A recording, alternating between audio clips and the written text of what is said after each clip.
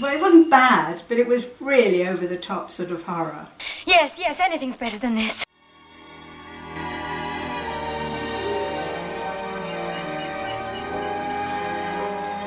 Actually, it was a wonderful experience. I had such a good time on it because I was playing such an over-the-top character. Really.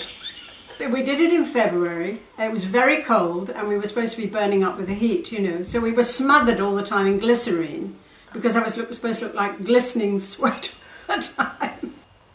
So we were cold and sort of wet, really.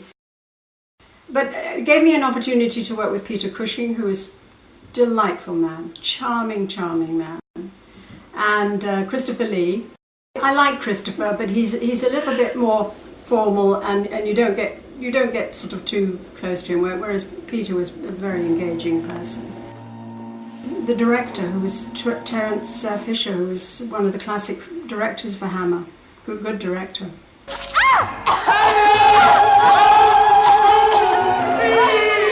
Another ripping good film. A very good producer, a sort of a steady Hammer producer called Ida Young. She was one of the sort of classic producers, so she really pulled the production tightly together. Oh, it's been a year and 4 days, and I think the 4 days are the longest. It'll never happen again, I promise you. Oh. I played a rather less interesting part, although I was played a blind girl, and that part of it was interesting, I found that, but I was really too goody-goody to be true otherwise. Back. 3 steps down.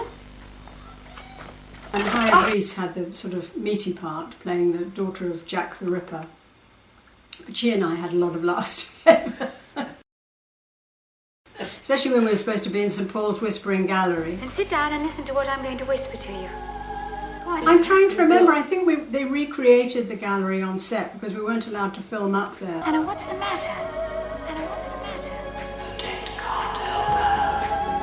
I've worked with some really nice actors. I haven't worked with many that have been, you know, not fun and not happy to be with, and didn't take themselves too seriously. I think that's the thing about acting and actors. You must never take yourself too seriously because really and truly you're only as good as your last part.